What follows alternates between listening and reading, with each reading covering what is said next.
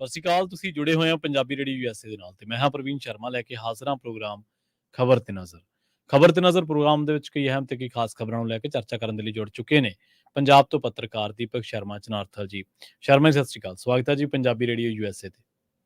ਸਤਿ ਸ਼੍ਰੀ ਅਕਾਲ ਪ੍ਰਵੀਨ ਜੀ, ਸਾਰੇ ਦਰਸ਼ਕਾਂ ਨੂੰ, ਸਾਰੇ ਸਰੋਤਿਆਂ ਨੂੰ ਮੇਰੀ ਪਿਆਰ ਭਰੀ ਸਤਿ ਸ਼੍ਰੀ ਅਕਾਲ ਜੀ। ਖਬਰ ਤੇ ਨਜ਼ਰ ਪ੍ਰੋਗਰਾਮ ਨੂੰ ਸਪਾਂਸਰ ਕਰਦੇ ਨੇ ਖਾਲਸਾ ਇੰਸ਼ੋਰੈਂਸ ਏਜੰਸੀ ਵਾਲੇ, ਜਿਨ੍ਹਾਂ ਤੋਂ ਤੁਸੀਂ ਹਰ ਤਰੀਕੇ ਦੀ ਇੰਸ਼ੋਰੈਂਸ ਲੈ ਸਕਦੇ ਹੋ। ਇਹ 1992 ਤੋਂ ਲਗਾਤਾਰ ਇੰਸ਼ੋਰੈਂਸ ਬਿਜ਼ਨਸ ਦੇ ਵਿੱਚ ਨੇ, ਸ਼ਾਨਦਾਰ ਸੇਵਾਵਾਂ ਦੇ ਰਹੇ ਨੇ। ਅਮਰੀਕਾ ਭਰ ਦੇ ਵਿੱਚ ਇੰਸ਼ੋਰੈਂਸ ਕਰਦੇ ਨੇ। Obama care, Medicare, covered California business insurance, life insurance ਜਾਂ ਫਿਰ ਕਿਸੇ ਵੀ ਤਰ੍ਹਾਂ ਦੀ ਇੰਸ਼ੋਰੈਂਸ ਦੇ ਲਈ ਤੁਸੀਂ ਅੱਜ ਹੀ ਕਾਲ ਕਰੋ 408-272-2500 ਤੇ। ਟਰਕੀਅਨ ਇਮੀਗ੍ਰੇਸ਼ਨ ਲਾ ਫਰਮ ਵਾਲੇ ਜੇ ਟਰਕੀਅਨ ਅਟਾਰਨੀ ਟਰਕੀਅਨ ਦੇ ਨਾਲ ਤੁਸੀਂ ਯੂਐਸ ਇਮੀਗ੍ਰੇਸ਼ਨ ਬਾਬਤ ਕੋਈ ਵੀ ਸਲਾਹ ਕਰਨੀ, ਕੋਈ ਵੀ ਸਵਾਲ ਪੁੱਛਣਾ ਤੇ ਇਹਨਾਂ ਦਾ ਨੰਬਰ ਹੈ 4159090503। ਗੁਰਦੀਪ ਸਿੰਘ ਬਿਰਦੀ ਕਲੋਵੇ, ਸਤਨਾਮ ਸਿੰਘ ਸ਼ੇਰਗਿੱਲ ਸਿਲਮਾ, ਵਿਸਲਾ ਫੈਮਿਲੀ, ਕਾਬਲ ਸਿੰਘ ਫ੍ਰਿਜ਼ਨੋ, ਮਨਦੀਪ ਸਿੰਘ ਸੰਦੀਪ ਕੌਰ ਸੈਨਹੋਜ਼ੇ, ਗੁਰਪਾਲ ਸਿੰਘ ਸੈਕਰਾਮੈਂਟੋ ਤੇ ਸਰਬਜੀਤ ਸਿੰਘ ਸ਼ੁਕਰ ਤਰਲਕ ਤੋਂ। ਇਹਨਾਂ ਸਾਰੇ ਹੀ ਸਪਾਂਸਰਸ ਦਾ ਬਹੁਤ ਬਹੁਤ ਧੰਨਵਾਦ। ਤੇ ਜੇਕਰ ਤੁਸੀਂ ਵੀ ਪੰਜਾਬੀ ਰੇਡੀਓ ਯੂਐਸਏ ਦੇ ਇਹਨਾਂ ਪ੍ਰੋਗਰਾਮਾਂ ਨੂੰ ਸਪਾਂਸਰ ਕਰਨਾ ਚਾਹੁੰਦੇ ਹੋ ਤਾਂ ਸਟੂਡੀਓ ਦਾ ਨੰਬਰ ਹੈ 4082725200। ਅੱਜ ਦਾ ਇੱਕ ਖਬਰ ਤੇ ਨਜ਼ਰ ਪ੍ਰੋਗਰਾਮ ਸਾਲ 2024 ਦੀ 23 ਜਨਵਰੀ ਦਾ ਪ੍ਰੋਗਰਾਮ ਹੈ ਤੇ ਦਿਨ ਅੱਜ ਮੰਗਲਵਾਰ ਹੈ। ਸ਼ਰਮਾ ਜੀ, ਖਬਰਾਂ ਦੇ ਵੱਲ ਆਈਏ। ਸ਼ੁਰੂਆਤ ਕਰੀਏ ਆਪਾਂ ਲੋਕ ਸਭਾ ਚੋਣਾਂ ਤੋਂ। ਲੋਕ ਸਭਾ ਚੋਣਾਂ ਕਹਿੰਦੇ ਹੋ ਸਕਦੀਆਂ ਨੇ 16 ਅਪ੍ਰੈਲ ਤੋਂ। ਜੇਕਰ ਇੱਕ ਚਿੱਠੀ ਦਾ ਹਵਾਲਾ ਆਪਾਂ ਸਾਂਝਾ ਕਰੀਏ ਤਾਂ ਉਸ ਹਵਾਲੇ ਨਾਲ ਤਾਂ ਤੈਅ ਹੈ ਜੀ ਕਿ 16 ਅਪ੍ਰੈਲ ਤੋਂ ਭਾਰਤ ਦੇ ਵਿੱਚ ਆਮ ਚੋਣਾਂ, ਲੋਕ ਸਭਾ ਚੋਣਾਂ 2024 ਦੀਆਂ ਚੋਣਾਂ 16 ਅਪ੍ਰੈਲ ਤੋਂ ਹੋਣੀਆਂ। ਦਿੱਲੀ ਦੇ ਮੁੱਖ ਚੋਣ ਅਧਿਕਾਰੀ ਦੇ ਹਵਾਲੇ ਨਾਲ ਇੱਕ ਚਿੱਠੀ ਸਾਹਮਣੇ ਆ ਰਹੀ ਹੈ, ਜਿਹੜੀ 11 ਜ਼ਿਲ੍ਹਿਆਂ ਦੇ ਵਿੱਚ ਉਹਨਾਂ ਦੇ ਸਰਕਲ ਹੋਈ ਆ, ਤੇ ਉਹ ਚਿੱਠੀ ਦਮ ਭਰਦੀ ਹੈ ਕਿ ਭਾਈ ਤੈਅ ਕਰ ਲਿਆ ਗਿਆ ਕਿ 16 ਅਪ੍ਰੈਲ ਨੂੰ ਆਮ ਚੋਣਾਂ ਹੋਣੀਆਂ ਨੇ। ਉਹਦੇ ਹਿਸਾਬ ਨਾਲ ਆਪਣੀ ਆਪਣੀ ਵਿਉਂਤਬੰਦੀ, ਆਪਣੀ ਆਪਣੀਆਂ ਤਿਆਰੀਆਂ, ਆਪਣੀ ਆਪਣੀ ਸਮੀਖਿਆ, ਸਾਰਾ ਕੁਝ ਕਰ ਲਓ ਜੀ। ਜਦੋਂ ਇਹ ਚਿੱਠੀ ਵਾਇਰਲ ਹੋਈ, ਜਿਹੜੀ ਦਮ ਭਰਦੀ ਹੈ ਕਿ ਚੋਣਾਂ 16 ਅਪ੍ਰੈਲ ਨੂੰ ਹੋਣਗੀਆਂ, ਔਰ ਲੋਕਾਂ ਨੇ ਪਿਛਲੀਆਂ ਤਰੀਕਾਂ ਪਰੋਲਣੀਆਂ ਸ਼ੁਰੂ ਕੀਤੀਆਂ ਪ੍ਰਵੀਨ ਜੀ, ਤਾਂ ਉਹਦੇ ਵਿੱਚ ਤੱਥ ਆਇਆ ਕਿ ਬਿਲਕੁਲ 2019 ਦੇ ਵਿੱਚ 11 ਅਪ੍ਰੈਲ ਨੂੰ ਚੋਣਾਂ ਸ਼ੁਰੂ ਹੋਈਆਂ ਸੀ, ਤੇ ਇਸ ਲਈ 11 ਅਪ੍ਰੈਲ ਤੇ 16 ਅਪ੍ਰੈਲ ਲਗਭਗ ਲੋਕਾਂ ਦੇ ਮਨਾਂ ਨੂੰ ਗੱਲ ਲੱਗੀ ਕਿ ਹਾਂ ਇਹੀ ਤਰੀਕ ਹੋ ਸਕਦੀ ਹੈ। ਮੀਡੀਆ ਅਦਾਰਿਆਂ ਚਰਚਾ ਹੋਣ ਲੱਗੀ, ਰਾਜਨੀਤਿਕ ਬੈਠਕਾਂ 'ਚ ਦੀ ਚਰਚਾ ਛਿੜ ਪਈ ਹੈ ਸਰਕੂਲਰ ਦੀ। ਸੋ ਖਾਸੀ ਚਰਚਾ ਤੋਂ ਬਾਅਦ ਆਖਰ ਫਿਰ ਮੁੱਖ ਚੋਣ ਅਧਿਕਾਰੀ ਸਾਹਮਣੇ ਆਏ। ਮੁੱਖ ਚੋਣ ਦਫ਼ਤਰ ਹੈ ਜਿਹੜਾ, ਉਹਨਾਂ ਵੱਲੋਂ ਬਕਾਇਦਾ ਆਪਣੇ ਆਫੀਸ਼ੀਅਲੀ ਟਵਿੱਟਰ ਦੇ ਉੱਤੇ, ਜਿਹਨੂੰ ਐਕਸ ਕਹਿੰਦੇ ਆਪਾਂ, ਉਹਦੇ ਉੱਤੇ ਮੈਸੇਜ ਛੱਡਿਆ ਗਿਆ ਕਿ ਜੀ ਬਿਲਕੁਲ ਇਹ ਸਰਕੂਲਰ ਦਿੱਲੀ ਦੇ ਚੋਣ ਅਧਿਕਾਰੀ ਦੇ ਹਵਾਲੇ ਨਾਲ ਆ, ਔਰ ਇਹ ਸਹੀ ਹੈ। ਪਰ ਇਹਦਾ ਮਤਲਬ ਇਹ ਨਹੀਂਗਾ ਕਿ ਚੋਣਾਂ 16 ਅਪ੍ਰੈਲ ਨੂੰ ਹੋਣਗੀਆਂ। ਉਹ ਕਹਿੰਦੇ ਕਿ ਸਾਡਾ ਆਪਣਾ ਇੱਕ ਵਿਭਾਗੀ ਸਿਸਟਮ ਹੈ, ਅਸੀਂ ਆਪਣੇ ਵਿਭਾਗੀ ਸਿਸਟਮ ਦੇ ਤਹਿਤ ਇੱਕ ਤਰੀਕ ਨੂੰ ਪਲਾਨ ਦੇ ਵਿੱਚ ਰੱਖ ਕੇ ਕੰਮ ਕਰਦੇ ਹਾਂ, ਠੀਕ ਹੈ, ਤਾਂ ਕਿ ਉਹਦੇ ਹਿਸਾਬ ਨਾਲ ਸਾਡੀਆਂ ਸਾਰੀਆਂ ਤਿਆਰੀਆਂ ਦੀ ਵਿਉਂਤ ਹੋ ਜਾਵੇ। ਫਿਰ ਤਰੀਕ ਅੱਗੇ ਪਿੱਛੇ ਹੋ ਜਾਵੇ, ਫਿਰ ਉਹਨਾਂ ਕੋਈ ਫਰਕ ਨਹੀਂ ਪੈਂਦਾ। ਸੋ ਇਸ ਲਈ ਕਹਿੰਦੇ ਕਿ ਇਹ ਤਾਂ ਇੱਕ ਪਲਾਨ ਦਾ ਹਿੱਸਾ ਹੈ, ਯੋਜਨਾ ਦਾ ਹਿੱਸਾ ਹੈ ਕਿ ਚੋਣਾਂ ਕਰਾਉਣ ਲਈ ਜਿਹੜੀ ਸਮੁੱਚੀ ਪ੍ਰਕਿਰਿਆ ਹੁੰਦੀ ਹੈ, ਉਹਦੇ ਲਈ ਕਿਵੇਂ ਦਿਨ ਘਟਾਉਣੇ ਵਧਾਉਣੇ ਹੁੰਦੇ ਨੇ, ਕਿਵੇਂ ਸਾਰਾ ਮਸ਼ੀਨਾਂ ਦਾ ਪ੍ਰਬੰਧ ਕਰਨਾ ਹੁੰਦਾ ਹੈ, ਕਿਵੇਂ ਆਫਿਸ਼ਲੀ ਡਿਊਟੀਆਂ ਲਾਉਣੀਆਂ ਹੁੰਦੀਆਂ ਨੇ, ਉਹਦੇ ਹਵਾਲੇ ਨਾਲ ਕਹਿੰਦੇ ਇੱਕ ਅਸੀਂ ਕੱਚੀ ਤਰੀਕ ਰੱਖ ਕੇ ਉਹਦੇ ਹਿਸਾਬ ਨਾਲ ਕੰਮ ਕਰਦੇ ਹਾਂ। ਇਹ ਤਾਂ ਉਹ ਪਲਾਨ ਦਾ ਹਿੱਸਾ ਜੀ ਕਹਿੰਦੇ। ਪਰ ਜਦੋਂ ਪਿਛਲੇ ਵਾਰ ਵਾਲਾ ਪ੍ਰਵੀਨ ਜੀ ਝਾਤ ਮਾਰਦੇ ਹਾਂ, 2019 ਦੇ ਵਿੱਚ ਲੋਕ ਸਭਾ ਚੋਣਾਂ ਦਾ ਐਲਾਨ 10 ਮਾਰਚ ਨੂੰ ਹੋਇਆ ਸੀ, ਤੇ ਇਸ ਵਾਰ ਵੀ ਇਹ ਮੰਨਿਆ ਜਾ ਰਿਹਾ ਕਿ ਚੋਣਾਂ ਦਾ ਐਲਾਨ ਮਾਰਚ 'ਚ ਹੋਏਗਾ ਜੀ, ਔਰ ਅਪ੍ਰੈਲ ਮਈ ਦੇ ਵਿੱਚ ਚੋਣ ਪ੍ਰਕਿਰਿਆ ਹੋਏਗੀ, ਔਰ ਜੂਨ 'ਚ ਜਾ ਕੇ ਕੰਮ ਸਾਰਾ ਨਿਬੜ ਜਾਏਗਾ। ਮਤਲਬ ਨਵੀਂ ਸਰਕਾਰ ਬਣਨ ਦਾ, ਸਹੁੰ ਚੁੱਕਣ ਦਾ ਸਾਰਾ ਕੁਝ। ਇਸ ਲਈ ਆਪਾਂ ਉਹ ਅੰਤਰਿਮ ਬਜਟ ਦੇ ਵੱਲ ਨਾਲ ਗੱਲ ਕਰ ਰਹੇ ਸੀ ਕਿ ਉਹ ਜੂਨ ਤੱਕ ਦਾ ਬਜਟ ਆਏਗਾ। ਸੋ ਇਹ 10 ਮਾਰਚ ਨੂੰ ਪਿਛਲੀ ਵਾਰ 2019 ਦੇ ਵਿੱਚ, ਜਦੋਂ ਅੱਜ ਤੋਂ 5 ਸਾਲ ਪਹਿਲਾਂ ਲੋਕ ਸਭਾ ਚੋਣਾਂ ਹੋਈਆਂ, ਤਾਂ 10 ਮਾਰਚ ਨੂੰ ਐਲਾਨ ਹੋਇਆ। 11 ਅਪ੍ਰੈਲ ਤੋਂ ਲੈ ਕੇ 19 ਮਈ ਤੱਕ ਲਗਭਗ 1 ਮਹੀਨਾ 7-8 ਦਿਨ ਉੱਪਰ, ਸੋ 19 ਮਈ ਤੱਕ 7 ਗੇੜਾਂ 'ਚ ਵੋਟਾਂ ਪਈਆਂ ਸੀ। ਠੀਕ ਹੈ ਜੀ। ਇਸ ਵਾਰ ਵੀ ਮੰਨਿਆ ਜਾ ਰਿਹਾ ਕਿ 6 ਤੋਂ 9 ਗੇੜ ਹੋ ਸਕਦੇ ਨੇ। ਸੋ 6 ਤੋਂ 9 ਗੇੜ ਦੇ ਵਿੱਚ ਜੇ ਵੋਟਾਂ ਪੈਂਦੀਆਂ ਨੇ ਤਾਂ ਇਹੀ ਮੰਨਿਆ ਜਾ ਰਿਹਾ ਕਿ ਅਪ੍ਰੈਲ ਦੇ ਦੂਜੇ ਹਫ਼ਤੇ ਤੋਂ ਇਹ ਚੋਣ ਪ੍ਰਕਿਰਿਆ ਸ਼ੁਰੂ ਹੋ ਸਕਦੀ ਹੈ, ਤੇ ਉਸ ਦੀ ਟੈਂਟੇਟਿਵ ਡੇਟ ਜਿਹੜੀ 16 ਅਪ੍ਰੈਲ ਸਾਹਮਣੇ ਆਈ ਹੈ। ਹੋ ਸਕਦਾ ਹੈ ਪ੍ਰਵੀਨ ਜੀ ਕਿ ਵਿਭਾਗੀ ਤੌਰ ਤੇ ਚੋਣ ਕਮਿਸ਼ਨ ਨੂੰ ਕੋਈ ਇਹ ਤੈਅ ਹੋ ਗਿਆ ਹੋਵੇ ਕਿ 16 ਅਪ੍ਰੈਲ ਹੈ, ਜਾਂ ਜਿਵੇਂ ਕਹਿੰਦੇ ਆ ਕਿ ਚੋਣ ਕਮਿਸ਼ਨ ਵੀ ਅੱਜ ਕੱਲ੍ਹ ਸਰਕਾਰ ਦੇ ਇਸ਼ਾਰੇ ਤੇ ਚੱਲਦਾ, ਸਰਕਾਰ ਵੱਲੋਂ ਕੋਈ, ਮੋਦੀ ਜੀ ਵੱਲੋਂ ਕੋਈ ਇਸ਼ਾਰਾ ਆ ਗਿਆ ਹੋਵੇ PMO ਹਾਊਸ ਵੱਲੋਂ ਕਿ 16 ਅਪ੍ਰੈਲ ਰੱਖ ਲਓ। ਤੇ ਪਰ ਹੁਣ ਇਹ ਜਨਤਕ ਹੋਣ ਤੋਂ ਬਾਅਦ ਹੋ ਸਕਦਾ ਇੱਕ ਅੱਧਾ ਦਿਨ ਅੱਗੇ ਪਿੱਛੇ ਕਰ ਲੈਣ, ਇਹ ਵੀ ਸੰਭਾਵਨਾ ਹੈਗੀ ਹੈ।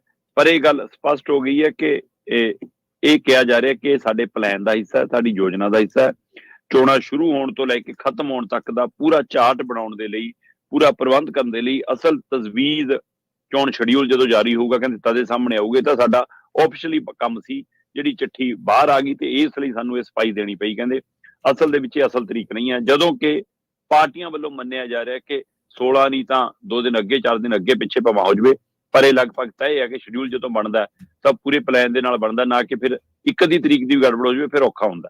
ਇਸ ਲਈ ਕਹਿੰਦੇ ਹੋ ਸਕਦਾ ਹੈ 16 ਦੇ ਹਵਾਲੇ ਨਾਲ ਪੂਰੀ ਸਵੈਟਰ ਬੁਣਿਆ ਜਾ ਰਿਹਾ ਸੀ, ਅਚਾਨਕ ਹੁਣ ਇੱਕ ਦੀ ਵਿੱਚੋਂ ਸਲਾਈ ਨਿਕਲ ਗਈ, ਤਾਂ ਕਹਿੰਦੇ ਲੱਗਦਾ ਕਿ ਬੁਣਤੀ ਦੁਬਾਰਾ ਪਾਉਣੀ ਪੈਣੀ ਆ, ਪਰ ਅਸਲ 'ਚ ਤਰੀਕ ਕਹਿੰਦੇ 16 ਅਪ੍ਰੈਲ ਆ। ਜੀ ਜੀ। ਰੌਲਾ ਇਹ ਵੀ ਹੈ ਨਾ ਸ਼ਰਮਾ ਜੀ ਕਿ ਹੁਣ ਜਿਹੜਾ ਸਰਕਾਰ ਦਾ ਇੰਨਾ ਮਹਿਮਾ ਮੰਡਣ ਹੋ ਰਿਹਾ ਲੋਕਾਂ ਦੇ ਦਿਲਾਂ ਉੱਤੇ, ਜਿਹੜਾ ਮੀਡੀਆ ਦੇ ਵਿੱਚ ਸਰਕਾਰ ਰਾਮ ਮੰਦਿਰ ਦੀ ਚਰਚਾ ਘੱਟ ਆ, ਮੋਦੀ ਸਾਹਿਬ ਦੀ ਜ਼ਿਆਦਾ ਹੈ। ਸੋ ਬਿਲਕੁਲ ਬਿਲਕੁਲ ਉਹ ਇਉਂ ਲੱਗਦਾ ਹੈ ਕਿ ਕਿਤੇ ਵੇਲਾ ਲੰਘ ਨਾ ਜਾਵੇ, ਇਸ ਕਰਕੇ ਸ਼ਾਇਦ ਮੌਕੇ ਨੂੰ ਜਿਹੜਾ ਸਾਰਾ ਤਾੜ ਲੈ ਜਾਵੇ ਮੌਕਾ। ਜੀ ਜੀ। ਤੇ ਆਪਾਂ ਅਗਲੀ ਖਬਰ ਦੇ ਵੱਲ ਵਧੀਏ ਸ਼ਰਮਾ ਜੀ। ਖਾਸੀ ਚਰਚਾ ਹੈ ਪ੍ਰੋਫੈਸਰ ਦਵਿੰਦਰਪਾਲ ਸਿੰਘ ਭੁੱਲਰ ਦੀ ਰਿਹਾਈ ਦੇ ਬਾਰੇ, ਜਿਹੜੇ ਸਾਡੇ ਧਾਮੀ ਸਾਹਿਬ ਨੇ ਆਪਣੇ ਪ੍ਰਧਾਨ ਸਾਹਿਬ SGPC ਦੇ, ਉਹਨਾਂ ਨੇ ਤੇ ਕਿਹਾ ਕਿ ਭੁੱਲਰ ਮਸਲੇ ਤੇ ਬੇਨਕਾਬ ਹੋ ਗਿਆ ਕੇਜਰੀਵਾਲ ਦਾ ਚਿਹਰਾ। ਅਸਲ ਦੇ ਵਿੱਚ ਸਵਾਲ ਇਹ ਪੈਦਾ ਹੋ ਗਿਆ ਕਿ ਭੁੱਲਰ ਦੀ ਰਿਹਾਈ ਕੇਜਰੀਵਾਲ ਨੇ ਰੋਕੀ ਹੈ ਜਾਂ ਫਿਰ ਭਾਜਪਾ ਨੇ? ਜੀ ਦੇਖੋ ਪ੍ਰਵੀਨ ਜੀ, ਜੇਕਰ ਤੁਸੀਂ ਅਧਿਕਾਰਕ ਤੌਰ ਤੇ ਦੇਖੋ ਤਾਂ ਪ੍ਰੋਫੈਸਰ ਦਵਿੰਦਰਪਾਲ ਦੀ ਭੁੱਲਰ ਦੀ ਰਿਹਾਈ ਦਾ ਮਾਮਲਾ ਦਿੱਲੀ ਦੀ ਸਰਕਾਰ ਦੇ ਕੋਲ ਪਿਆ ਤੇ 7 ਵਾਰ ਮਤਲਬ ਕਿ ਇਹ ਐਪਲੀਕੇਸ਼ਨ ਦੇ ਉੱਤੇ ਗੌਰ ਕਰਨ ਤੋਂ ਬਾਅਦ ਵੀ ਫੈਸਲਾ ਨਹੀਂ ਹੋਇਆ। ਠੀਕ ਹੈ। ਇਸ ਵਾਰ ਵੀ ਦਿੱਲੀ ਸਰਕਾਰ ਦਾ ਜਿਹੜਾ ਸਜ਼ਾ ਦੀ ਸਮੀਖਿਆ ਵਾਲਾ ਬੋਰਡ ਹੈ, ਉਹ ਸਮੀਖਿਆ ਬੋਰਡ ਦੇ ਵਿੱਚ 46 ਕੈਦੀਆਂ ਦੇ ਹਵਾਲੇ ਨਾਲ ਇਹ ਮਾਮਲਾ ਆਇਆ ਕਿ ਇਹਨਾਂ 46 ਦੇ ਉੱਤੇ ਗੌਰ ਕਰਨੀ ਹੈ ਜੀ, ਤੇ 26 ਜਨਵਰੀ ਦੀ ਰਿਹਾਈ ਦੇ ਸੰਬੰਧ 'ਚ ਗੌਰ ਕਰਨੀ ਹੈ। ਠੀਕ ਹੈ ਜੀ। ਉਹਨਾਂ 46 ਦੇ ਵਿੱਚੋਂ 14 ਤੇ ਫੈਸਲਾ ਹੋਇਆ ਤੇ ਉਹਨਾਂ 14 ਦੇ ਵਿੱਚ ਪ੍ਰੋਫੈਸਰ ਦਵਿੰਦਰਪਾਲ ਭੁੱਲਰ ਦਾ ਨਾਮ ਨਹੀਂ।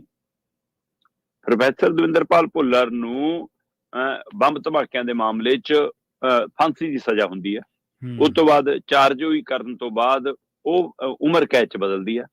ਪਰ ਪਿਛਲੇ ਲੰਮੇ ਸਮੇਂ ਤੋਂ ਪ੍ਰੋਫੈਸਰ ਦਵਿੰਦਰਪਾਲ ਭੁੱਲਰ ਮਾਨਸਿਕ ਰੋਗ ਨਾਲ ਪੀੜਤ ਨੇ, ਜਿਹਦੇ ਕਾਰਨ ਉਹਨਾਂ ਦੀ ਧਰਮ ਪਤਨੀ ਲੰਬੀ ਲੜਾਈ ਲੜ ਰਹੀ ਹੈ ਤੇ ਉਹ ਕਹਿੰਦੀ ਕਿ ਮੈਂ ਮਾਹਰ ਨਰਸ ਹਾਂ, ਮੈਂ ਲੰਮਾ ਸਮਾਂ ਇਸ ਪ੍ਰੋਫੈਸ਼ਨ ਦੇ ਵਿੱਚ ਆਪਣੀ ਸੇਵਾ ਦਿੱਤੀ ਆ, ਕੈਨੇਡਾ ਤੱਕ ਦੇ ਵਿੱਚ ਮੈਂ ਵੱਡਾ ਇਹਦੇ ਵਿੱਚ ਯੋਗਦਾਨ ਪਾਇਆ, ਇਸ ਲਈ ਮੈਂ ਇਹ ਪ੍ਰਪੱਖ ਤੌਰ ਤੇ ਸਮਝਦੀ ਹਾਂ ਕਿ ਉਹਨਾਂ ਦੀ ਸੰਭਾਲ ਕਿਵੇਂ ਕੀਤੀ ਜਾ ਸਕਦੀ ਆ, ਇਸ ਲਈ ਘੱਟੋ ਘੱਟ ਘਰ ਤਾਂ ਭੇਜ ਦਿਓ।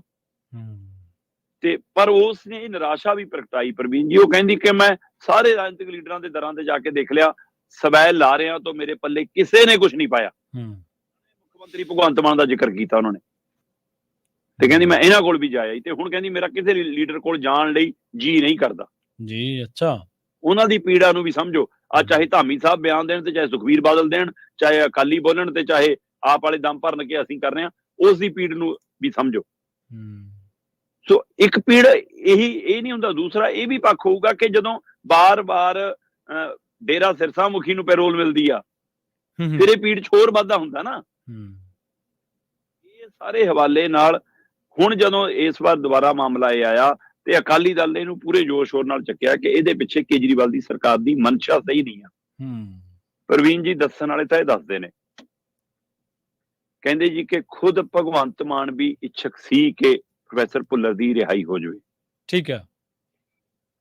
ਇੱਥੋਂ ਤੱਕ ਦਿੱਲੀ ਦੇ ਬੋਰਡ ਵੱਲੋਂ ਕਿਸੇ ਸਮੇਂ ਅੰਮ੍ਰਿਤਸਰ ਦੇ ਪ੍ਰਸ਼ਾਸਨ ਤੋਂ ਇਹਦੇ ਬਾਰੇ ਸਲਾਹ ਲਈ ਗਈ ਸੀ ਤੇ ਅੰਮ੍ਰਿਤਸਰ ਦੇ DC SSP ਜੇਲ੍ਹ ਪ੍ਰਸ਼ਾਸਨ ਤੱਕ ਨੇ ਇਹਦੇ 'ਚ ਹਾਮੀ ਭਰੀ ਸੀ ਕਿ ਹਾਂ ਇਹ ਜੇ ਰਿਹਾ ਹੁੰਦਾ ਤਾਂ ਕੋਈ ਮਤਲਬ ਮੁਸ਼ਕਲ ਨਹੀਂ ਆਏਗੀ, ਅਸੀਂ ਸਾਰਾ ਸੰਭਾਲਣ ਦੇ ਯੋਗ ਹੈਗੇ ਆ। ਤੇ ਜੇ ਸਰਕਾਰ ਵੀ ਚਾਹੁੰਦੀ ਆ, ਪੁਲਿਸ ਪ੍ਰਸ਼ਾਸਨ ਵੀ ਇਹਦੇ ਲਈ ਤਿਆਰ ਆ, ਤੇ ਫਿਰ ਦਿੱਲੀ ਸਰਕਾਰ ਨੂੰ ਕੀ ਇਤਰਾਜ਼ ਆ? ਸਵਾਲ ਇਹ ਆ। ਤੇ ਹੁਣ ਆਮ ਆਦਮੀ ਪਾਰਟੀ ਦੇ ਨੁਮਾਇੰਦਿਆਂ ਨੇ ਕੱਲ ਪੰਜਾਬ 'ਚ ਪ੍ਰੈਸ ਕਾਨਫਰੰਸ ਕਰਕੇ ਦਮ ਭਰਿਆ ਕਿ ਇਹ ਤਾਂ ਜੀ ਰਿਹਾਈ ਭਾਜਪਾ ਰੋਕ ਰਹੀ ਆ। ਠੀਕ ਹੈ। ਭਾਜਪਾ ਬੰਦ ਬੂਹੇ 'ਚੋਂ ਜਾਂ ਪਰਦੇ ਓਲਿਓਂ ਰੋਕ ਰਹੀ ਆ, ਕਿਉਂਕਿ ਅਧਿਕਾਰਕ ਤੌਰ ਤੇ ਤਾਂ ਉਹਨੇ ਮਨਜ਼ੂਰੀ ਦੇ ਦਿੱਤੀ ਆ। ਅਧਿਕਾਰਕ ਤੌਰ ਤੇ ਕੇਂਦਰ ਸਰਕਾਰ ਇਸ ਮਸਲੇ ਤੇ ਸਹਿਮਤ ਹੈ ਕਿ ਰਿਹਾਈ ਹੋ ਜਾਵੇ। ਮਾਮਲਾ ਸਿਰਫ ਦਿੱਲੀ ਸਰਕਾਰ ਕੋਲ ਹੈ, ਸਰਕਾਰ ਦੇ ਬੋਰਡ ਕੋਲ ਹੈ। ਤੇ ਫਿਰ ਜੇਕਰ ਦਿੱਲੀ ਸਰਕਾਰ ਦੇ ਬੋਰਡ ਕੋਲ ਆ, ਫਿਰ ਭਾਜਪਾ ਤੇ ਸਵਾਲ ਕਿਉਂ ਹੈ? ਜਾਂ ਤਾਂ ਫਿਰ ਆਮ ਆਦਮੀ ਪਾਰਟੀ ਵਾਲੇ ਦੱਸਣ ਕਿ ਜੀ ਕਾਗਜ਼ੀ ਪੱਤਰੀ ਮਨਜ਼ੂਰੀ ਦੇਤੀ, ਉਹ ਸਾਡੇ ਤੇ ਦਬਾਅ ਹੈ ਜੀ, ਸਾਨੂੰ ਕਿਹਦਾ ਫੋਨ ਆਉਂਦਾ ਜੀ, ਕੌਣ ਰੋਕਦਾ ਜੀ, ਦੱਸਣ।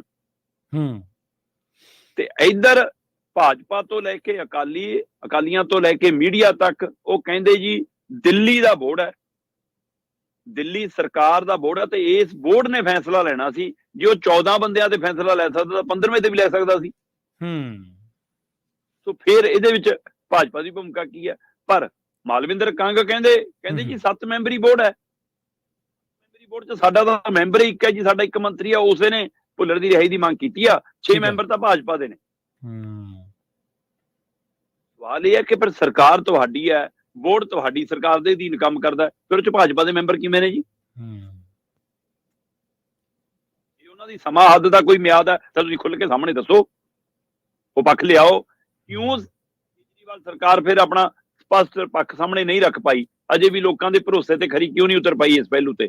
ਸੋ ਇਸ ਲਈ 26 ਜਨਵਰੀ ਦੀ ਰਿਹਾਈ ਦੇ ਮਾਮਲੇ ਦੇ ਵਿੱਚ, ਪ੍ਰੋਫੈਸਰ ਭੁੱਲਰ ਦੇ ਮਾਮਲੇ 'ਚ ਕੇਜਰੀਵਾਲ ਸਰਕਾਰ ਮੁੜ ਕੇ ਨਿਸ਼ਾਨੇ ਤੇ ਹੈ।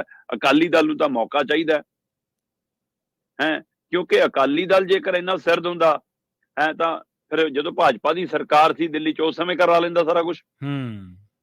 ਆਪ ਕਿੰਨੀ ਕੁ ਭੂਮਿਕਾ ਨਿਭਾਈਆਂ ਨੇ ਪੰਜਾਬ ਦੇ ਮਸਲਿਆਂ ਨੂੰ ਹੱਲ ਲਈ, ਇੱਕ ਪਹਿਲੂ ਹੈਗਾ ਇਹ ਵੀ। ਪਰ ਕੇਜਰੀਵਾਲ ਸਰਕਾਰ ਇਸ ਮਸਲੇ ਤੋਂ ਹੁਣ ਭੱਜ ਰਹੀ ਹੈ, ਭਗੌੜਾ ਹੋ ਰਹੀ ਹੈ। ਕੀ ਉਸ ਨੂੰ ਡਰ ਲੱਗਦਾ? ਜਿਹੜੀ ਬੀਜੇਪੀ ਨੇ ਹਿੰਦੂਵਾਦ ਵਾਲੀ ਲੀਕ ਖਿੱਚੀ ਹੈ, ਉਹਨੂੰ ਲੱਗਦਾ ਕਿ ਇਹਦੇ ਨਾਲ ਸਾਡੀ ਕੋਈ ਦਿੱਲੀ 'ਚ ਵੋਟਾਂ ਦੇ ਅਸਰ ਨਾ ਪੈ ਜੂ। ਕਿ ਇਹ ਵੋਟ ਬੈਂਕ ਦਾ, ਲੋਕ ਸਭਾ ਚੋਣਾਂ ਦੀ ਵੋਟ ਬੈਂਕ ਦਾ ਅਸਰ ਦਾ ਡਰ ਲੱਗਦਾ, ਜਦੋਂ ਕਿ ਪੰਜਾਬ ਦੇ ਵਿੱਚ ਇਹੀ ਜੀ ਕੋਈ ਗੱਲ ਵੀ ਨਹੀਂ। ਪੰਜਾਬ ਵਾਲੇ ਲੋਕ ਕਹਿੰਦੇ ਨੇ ਕਿ ਭਾਈ ਜਿਹਦਾ ਹੱਕ ਬਣਦਾ ਉਹ ਰਿਹਾ ਹੋਣਾ ਚਾਹੀਦਾ। ਹਾਂਜੀ ਬਿਲਕੁਲ, ਪੰਜਾਬ 'ਚ ਤਾਂ ਕਿਸੇ ਸੂਬੇ ਦਾ ਹੋਵੇ। ਇਹ ਸਾਰੇ ਪਹਿਲੂ ਨੂੰ ਦੇਖਦਿਆਂ ਹੋਇਆਂ ਕੇਜਰੀਵਾਲ ਸਰਕਾਰ ਪ੍ਰੋਫੈਸਰ ਭੁੱਲਰ ਦੇ ਮਾਮਲੇ ਤੇ ਬੁਰੀ ਤਰ੍ਹਾਂ ਘਿਰੀ ਹੈ। ਔਰ ਇਹ ਅੰਕੜੇ, ਇਹ ਤਸਦੀਕਾਂ, ਇਹ ਤਰੀਕਾਂ, ਇਹ ਬੋਰਡ, ਇਹ ਚਿੱਠੀਆਂ 7ਵੀਂ ਵਾਰ ਰੱਦ ਹੋਣਾ, ਇਹ ਸਾਰਾ ਕੁਝ ਕੇਜਰੀਵਾਲ ਸਰਕਾਰ ਨੂੰ ਕਟਹਿਰੇ 'ਚ ਖੜਾ ਕਰਦਾ। ਤੇ ਜੇ ਮਾਨ ਸਰਕਾਰ ਇਸ ਮਸਲੇ ਤੇ ਸਹਿਮਤ ਸੀ ਕਿ ਹਾਂ ਰਿਹਾਈ ਹੋ ਜਾਣੀ ਚਾਹੀਦੀ ਹੈ, ਤਾਂ ਕੀ ਮੁੱਖ ਮੰਤਰੀ ਦੇ ਵਿੱਚ, ਕੀ ਉਹਨਾਂ ਦੇ ਕੈਬਨਿਟ ਮੰਤਰੀਆਂ ਦੇ ਵਿੱਚ, ਕੀ ਸਰਕਾਰ ਦੇ ਵਿੱਚ ਇਹ ਗੱਲ ਸਾਹਮਣੇ ਆ ਕੇ ਬੋਲਣ ਦਾ ਦਮ ਹੈ ਕਿ ਅਸੀਂ ਤਾਂ ਚਾਹੁੰਦੇ ਸੀ ਜੀ ਰਿਹਾਈ, ਪਰ ਦਿੱਲੀ ਵਾਲੇ ਨਹੀਂ ਹੋਣ ਦਿੰਦੇ? ਜਾਂ ਫਿਰ ਮੁੱਖ ਮੰਤਰੀ ਸਾਹਿਬ ਦੱਸਣ ਕਿ ਉਹ ਕਿਹੜੇ ਮੈਂਬਰ ਨੇ ਜਿਹੜੇ ਵਿਰੋਧ 'ਚ ਭੁਗਤੇ ਜੀ, ਉਹ ਭਾਜਪਾ ਦੇ ਮੈਂਬਰ ਨੇ, ਕਿਹਦੇ ਮੈਂਬਰ ਨੇ, ਉਹਦਾ ਪੂਰਾ ਚਿੱਠਾ ਕਿਉਂ ਨਹੀਂ ਦੱਸਣ ਦਾ ਸਹੀ ਨਾ ਇੱਕ ਹਵਾਲਾ ਹੈ। ਬਿਲਕੁਲ ਜੀ। ਤੇ ਕਹਿੰਦੇ ਕਾਂਗਰਸ ਨੇ ਪ੍ਰਨੀਤ ਕੌਰ ਨੂੰ ਤੋਰਤਾ ਘਰੇ, ਤੇ ਰਾਜਾ ਵੜਿੰਗ ਹੁਣ ਸਿੱਧੂ ਨੂੰ ਵੀ ਤੋਰਨਾ ਚਾਹੁੰਦੇ ਨੇ ਘਰੇ। ਪ੍ਰਵੀਨ ਜੀ 2-3 ਪਹਿਲੂ ਨੇ ਜੀ। ਪ੍ਰਨੀਤ ਕੌਰ ਲੰਬੇ ਸਮੇਂ ਤੋਂ ਭਾਜਪਾ ਦੀਆਂ ਸਰਗਰਮੀਆਂ ਦੇ ਰੂਪ 'ਚ, ਭਾਜਪਾਈ ਸਰਗਰਮੀਆਂ ਦੇ ਰੂਪ 'ਚ ਵਿਚਰ ਰਹੇ ਸੀ। ਬਿਲਕੁਲ, ਜਦ ਤੋਂ ਕੈਪਟਨ ਅਮਰਿੰਦਰ ਸਿੰਘ ਉੱਧਰ ਗਏ ਨੇ ਤਦ ਤੋਂ ਹੀ, ਇਹ ਤੋਂ ਬਾਅਦ ਇਹ ਤੁਰੰਤ ਚੋਣਾਂ ਦੇ ਦੌਰਾਨ ਵੀ ਆਪਾਂ ਦੇਖਿਆ। ਸੋ ਇਸ ਲਈ ਪਰ ਉਹਦੇ ਬਾਵਜੂਦ ਵੀ ਕਿਤੇ ਨਾ ਕਿਤੇ ਇਸ ਪਹਿਲੂ ਤੇ ਰਿਹਾ ਕਿ ਹਾਂ ਜੀ ਅਜੇ ਉਹ ਮੈਂਬਰ ਪਾਰਲੀਮੈਂਟ ਨੇ, ਚੱਲਣ ਦਿਓ, ਕਿਤੇ ਜਿਮਨੀ ਚੋਣ ਨਾ ਕਰਾਉਣੀ ਪੈ ਜਾਵੇ। ਕਾਂਗਰਸ ਇਸ ਗੱਲੋਂ ਵੀ ਡਰਦੀ ਸੀ ਨਾ। ਸੋ ਇਸ ਲਈ ਜਿਮਨੀ ਚੋਣ ਨਾ ਹੋਣ ਦੇ ਹਵਾਲੇ ਨਾਲ ਇਹ ਗੱਲ ਚੱਲੀ ਗਈ। ਤੇ ਹੁਣ ਉਹਨਾਂ ਨੂੰ ਪਤਾ ਕਿ ਹੁਣ ਕੋਈ ਮਸਲਾ ਨਹੀਂ ਗਾ, ਤਾਂ ਉਹ ਕਹਿੰਦੇ ਜੀ ਰਾਜਾ ਵੜਿੰਗ ਹੋਰਾਂ ਨੇ ਉਹਨਾਂ ਨੂੰ ਬਰਖਾਸਤ ਕਰਤਾ ਤੇ ਬਾਹਰ ਕਰਤਾ ਪ੍ਰਨੀਤ ਕੌਰ ਨੂੰ। ਤੇ ਰਾਜਾ ਵੜਿੰਗ ਨੇ ਤੱਕ ਕਿਹਾ ਕਿ ਜੀ ਜਿਹੜਾ ਮੋਤੀ ਮਹਿਲ ਹੈ ਨਾ, ਉਹ ਤਾਂ ਇੱਕ ਸਿਉਂਕ ਲੱਗਿਆ ਦਰਖਤ ਹੈ, ਤੇ ਐਕਟੀ ਉਹਨੂੰ ਚੋਣਾਂ 'ਚ ਕਹਿੰਦੇ ਲੋਕ ਮਾੜਾ ਮੋਟਾ ਹਿਲਾ ਕੇ ਡੇਗ ਦੇਣਗੇ ਜਦੇ। ਪਰ ਉਹਨਾਂ ਦੀ ਗੱਲ ਗੌਰ ਕਰਨ ਵਾਲੀ ਹੈ ਪ੍ਰਵੀਨ ਜੀ। ਜੋ ਗੱਲ ਇੱਕ ਪਾਸੇ ਪੰਜਾਬ ਕਾਂਗਰਸ ਦੇ ਇੰਚਾਰਜ ਨੇ ਜਿਨ੍ਹਾਂ ਨੇ ਕਿਹਾ ਕਿ ਹਾਂ ਜੀ ਇਹ ਅਸੀਂ ਫੈਸਲਾ ਕਰ ਲਿਆ ਕਿ ਪ੍ਰਨੀਤ ਕੌਰ ਸਾਡੀ ਉਮੀਦਵਾਰ ਨਹੀਂ ਹੋਏਗੀ ਕਾਂਗਰਸ ਦੀ। ਪਰ ਰਾਜਾ ਵੜਿੰਗ ਕਹਿੰਦੇ ਲੋਕ ਸਭਾ ਚੋਣ ਮਤਲਬ ਕਿ ਚਾਹੇ ਕੋਈ ਵੀ ਹੋਵੇ, ਚਾਹੇ ਉਹ ਰਾਜਿਆਂ ਦੇ ਮਹਾਰਾਜਿਆਂ ਦੇ ਪਰਿਵਾਰ ਤੋਂ ਹੋਵੇ, ਚਾਹੇ ਕੋਈ ਸਟਾਰ ਖਿਡਾਰੀ ਹੋਵੇ, ਚਾਹੇ ਕੋਈ ਹੋਰ ਹੋਵੇ, ਜਿਹੜਾ ਵੀ ਕਹਿੰਦੇ ਕਿ ਪਾਰਟੀ ਲਾਈਨ ਤੋਂ ਹਟ ਕੇ ਕੰਮ ਕਰੂਗਾ ਉਹਦੇ ਖਿਲਾਫ ਕਾਰਵਾਈ ਹੋਊਗੀ। ਪਾਰਟੀ ਤੋਂ ਵੱਡਾ ਨਹੀਂ ਹੋ ਸਕਦਾ ਕੋਈ। ਹੁਣ ਅਚੇਚੇ ਤੌਰ ਤੇ ਸਟਾਰ ਖਿਡਾਰੀ ਦੀ ਗੱਲ ਕਰਨਾ ਉਹ ਸਿੱਧਾ ਸੰਕੇਤ ਹੈ ਕਿ ਉਹ ਨਵਜੋਤ ਸਿੱਧੂ ਵੱਲ ਇਸ਼ਾਰਾ ਸੀ। ਇਹੋ ਨਹੀਂ, ਇਹ ਤੋਂ ਗਾਂਹ ਵੀ ਗੱਲ ਆਈ। ਬਕਾਇਦਾ ਤੌਰ ਤੇ ਨਵਜੋਤ ਸਿੱਧੂ ਨੂੰ ਉਸ ਪਟਿਆਲਾ ਸੰਗਰੂਰ ਵਾਲੇ ਸਮਾਗਮ 'ਚ ਨਾ ਸੱਦਣ ਤੇ ਮੀਡੀਆ ਨੇ ਸਵਾਲ ਪੁੱਛਿਆ। ਤੇ ਜਦੋਂ ਸਵਾਲ ਪੁੱਛਿਆ ਤਾਂ ਇੰਚਾਰਜ ਸਾਹਿਬ ਕਹਿੰਦੇ ਨਵਜੋਤ ਸਿੱਧੂ ਨੂੰ ਸਮਾਗਮ ਦੇ ਲਈ ਸੱਦਾ ਹੀ ਨਹੀਂ ਸੀ, ਇਸ ਪ੍ਰੋਗਰਾਮ ਲਈ ਉਹਨੂੰ ਬੁਲਾਇਆ ਹੀ ਨਹੀਂ ਗਿਆ। ਤੇ ਉਹਨਾਂ ਨੇ ਇਹ ਵੀ ਕਿਹਾ ਕਿ ਜਿਹੜਾ ਅਨੁਸ਼ਾਸਨ ਭੰਗ ਕਰੂਗਾ ਅਜਿਹੇ ਵਿਅਕਤੀ ਨੂੰ ਅਸੀਂ ਖੁੱਲੀ ਚਰਚਾ ਵਾਲੇ ਸਮਾਗਮ ਨੂੰ ਥੋੜਾ ਬੁਲਾਵਾਂਗੇ। ਅੱਛਾ। ਇਹ ਵੀ ਉਹਨਾਂ ਨੇ ਨਾਲ ਕਿਹਾ ਕਿ ਜੇਕਰ ਕੋਈ ਵੀ ਵਿਅਕਤੀ ਪਾਰਟੀ ਲਾਈਨ ਤੋਂ ਹਟ ਕੇ ਕੰਮ ਕਰਦਾ ਹੈ ਤਾਂ ਫਿਰ ਉਹ ਆਪਣੇ ਮੰਚ ਤੋਂ ਕਰੇ, ਪਾਰਟੀ ਦਾ ਝੰਡਾ ਲਾ ਕੇ ਨਾ ਕਰੇ। ਸੋ ਇਹ 2-3 ਗੱਲਾਂ ਰਾਜਾ ਵੜਿੰਗ ਦਾ ਕੋਈ ਸਟਾਰ ਖਿਡਾਰੀ ਹੋਣ ਦੇ ਨਾਤੇ ਇਸ਼ਾਰਾ ਕਰਨਾ, ਇੰਚਾਰਜ ਦਾ ਇਸ਼ਾਰਾ ਕਰਨਾ, ਇਹ ਦੱਸਦਾ ਕਿ ਇਹ ਹੁਣ ਸਿੱਧੂ ਦੇ ਖਿਲਾਫ ਵੀ ਐਕਸ਼ਨ ਚਾਹੁੰਦੇ ਨੇ, ਸਿੱਧੂ ਦੇ ਖਿਲਾਫ ਵੀ ਕਾਰਵਾਈ ਚਾਹੁੰਦੇ ਨੇ। ਪਰ ਦੂਏ ਪਾਸੇ ਕਮੇਟੀ ਬਣੀ ਹੈ ਜੀ ਇਹਨਾਂ ਦੀ ਪੰਜਾਬ ਦੇ ਵਿੱਚ ਕਾਂਗਰਸੀ ਉਮੀਦਵਾਰਾਂ ਨੂੰ ਲੈ ਕੇ ਚੋਣ ਕਮੇਟੀ ਦਾ ਗਠਨ ਹੋਇਆ। ਉਹਦੇ ਵਿੱਚ ਰਾਜਾ ਵੜਿੰਗ ਤਾਂ ਹੈਗੇ ਹੀ ਹੈਗੇ ਨੇ, ਚਰਨਜੀਤ ਚੰਨੀ ਤਾਂ ਹੈਗੇ ਹੀ ਹੈਗੇ ਨੇ, ਪ੍ਰਗਟ ਸਿੰਘ ਵਰਗੇ, ਨਾਗਰਾ ਵਰਗੇ ਹੋਰ ਲੀਡਰ ਤਾਂ ਹੈਗੇ ਹੀ ਹੈਗੇ ਨੇ, ਪਰ ਉਹਦੇ ਵਿੱਚ ਨਵਜੋਤ ਸਿੱਧੂ ਵੀ ਸ਼ਾਮਲ ਹੈ। ਹੁਣ ਉਹ ਕਮੇਟੀ ਖੜ ਗਏ, ਉਹਨਾਂ ਦੇ ਹਵਾਲੇ ਨਾਲ ਬਣੀ ਹੈ ਜੀ। ਸੋ ਆਪਾਂ ਇਸ ਪ੍ਰੋਗਰਾਮ 'ਚ ਵੀ ਪਿਛਲੇ 1 ਦਿਨਾਂ ਤੋਂ ਗੱਲ ਕਰਦੇ ਹਾਂ ਕਿ ਨਵਜੋਤ ਸਿੱਧੂ ਜਦੋਂ ਆਪਣੀ ਵੱਖਰੀ ਰੈਲੀ ਕਰਦੇ ਨੇ ਤਾਂ ਉਸ ਵੱਖਰੀ ਰੈਲੀ ਦੇ ਵਿੱਚ ਨਵਜੋਤ ਸਿੱਧੂ ਹਾਈ ਕਮਾਂਡ ਦੀ ਤਾਂ ਜੰਮ ਕੇ ਤਾਰੀਫ ਕਰ ਦਿੰਦੇ ਨੇ, ਉਹਦੇ ਤਾਂ ਜੰਮ ਕੇ ਸ਼ੋਲੇ ਗਾ ਦਿੰਦੇ ਨੇ, ਉਹਦੀ ਤਾਂ ਜੰਮ ਕੇ ਮਤਲਬ ਕਿ ਉਹਨਾਂ ਨੂੰ ਤਾਂ ਲਾਉਂਦੇ ਨੇ ਬਟਰਿੰਗ ਪੂਰੀ, ਤੇ ਪਰ ਪੰਜਾਬ ਕਾਂਗਰਸ ਲੀਡਰਾਂ ਨੂੰ ਰੱਖਦੇ ਨੇ ਨਿਸ਼ਾਨੇ ਤੇ ਪੰਜਾਬ ਕਾਂਗਰਸ ਨੂੰ ਲੱਗੀ ਜਾਂਦਾ ਕਿ ਉਹਦੇ ਆਏ ਤੇ ਉਹਨੂੰ ਬੋਲਣ ਸੁਣਨ ਆਉਣ ਲਈ ਭੀੜ ਵੀ ਆ ਜਾਂਦੀ ਹੈ। ਸਾਡੀ ਗੱਲ ਕਿਤੇ ਕੋਈ ਸੁਣੀ ਨਹੀਂ ਜਾ ਰਹੀ, ਅਸੀਂ ਫਿਰ ਵੀ ਰਹੇ ਹਾਂ, ਚਰਚਾ ਫਿਰ ਵੀ ਸਿੱਧੂ ਦੀ ਹੈ। ਸੋ ਕਿਤੇ ਨਾ ਕਿਤੇ ਇਹ ਪਾੜਾ ਵੀ ਹੈ। ਸੋ ਇਸ ਲਈ ਹਾਈ ਕਮਾਂਡ ਅਜੇ ਸਿੱਧੂ ਤੇ ਕਾਰਵਾਈ ਨਹੀਂ ਚਾਹੁੰਦੀ, ਪਰ ਪੰਜਾਬ ਕਾਂਗਰਸ ਦੀ ਲੀਡਰਸ਼ਿਪ ਕਾਰਵਾਈ ਚਾਹੁੰਦੀ ਹੈ। ਕੀ ਪਰਨੀਤ ਕੌਰ ਤੋਂ ਬਾਅਦ ਅਗਲਾ ਨਿਸ਼ਾਨਾ ਨਵਜੋਤ ਸਿੱਧੂ ਹੋ ਸਕਦੇ ਨੇ ਜਾਂ ਨਹੀਂ, ਇਸ ਦੀ ਚਰਚਾ ਕਾਂਗਰਸ ਦੇ ਨਾਲ ਹੋਰ ਰਾਜਨੀਤਿਕ ਖੇਤਰਾਂ 'ਚ ਵੀ ਖੂਬ ਚੱਲ ਰਹੀ ਹੈ।